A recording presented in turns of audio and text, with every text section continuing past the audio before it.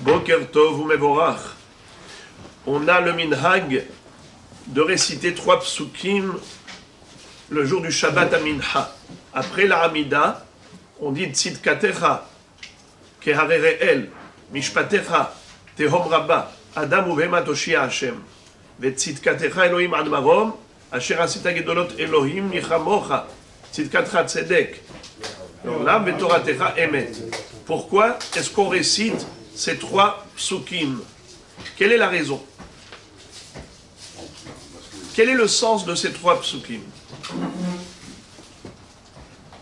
Et d'ailleurs, un jour où on ne devrait pas dire Tahanoun, par exemple si c'est Rosh Chodesh qui tombe Shabbat, on ne récite pas ces 3 psukim.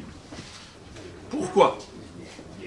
Alors ces 3 psukim s'appellent Tziduk Hadin. C'est quoi Tziduk Hadin?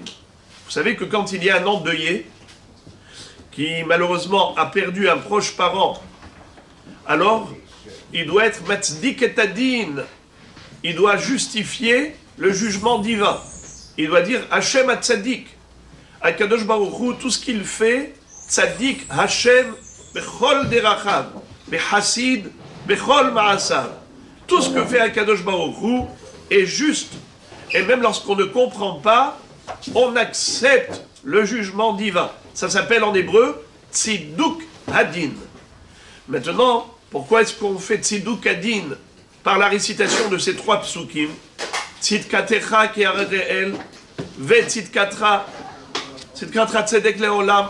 Pourquoi? Le Mishnah Berurah rappelle ce qui est écrit, qu'il y a 3 tzadikim qui sont niftarim le Shabbat après Mincha. Yosef HaTzadik, Moshe Rabbeinu et David HaMelech. Étant donné que ces 3 tzadikim sont niftarim à ce moment-là, pour nous, Am Israël, c'est une perte énorme, mais malgré tout, on accepte ce que Akadosh Baruch Hu fait, parce que tout ce qu'il fait, c'est pour le bien, et on dit que Tzidkatra Tzedek Olam, on a ces 3 psukim de Tziduk Hadin. Le Mishnah Berurah rapporte, au nom du Bach, que Be'emet, il y a ceux qui disent que Moshe Rabbeinu n'est pas niftar à ce moment-là. Moshe Rabbeinu est niftar le vendredi. Seulement, il a été nignaz, Akadosh Baruch Hu l'a inhumé le Shabbat. C'est-à-dire qu'il a enseveli le Shabbat, qui est à cette heure-ci de Mincha, qui est ce qu'on appelle Et Ratson, Ra'avad et Ra'avin, comme nous dit le Zohar HaKadosh, que le moment culminant du Shabbat, c'est à l'heure de Soda Shlishit, à l'heure de Mincha. C'est le moment de Et Ratson du Et Ratson. Déjà, Shabbat, c'est un moment d'agrément. Mais à l'heure de Mincha et Soda Shlishit, c'est Et Ratson chez Et Ratson. Ra'avad et Ra'avin. D'après le Zohar HaKadosh, c'est pour cela que Moshe Rabbeinu a été nignaz à ce moment-là.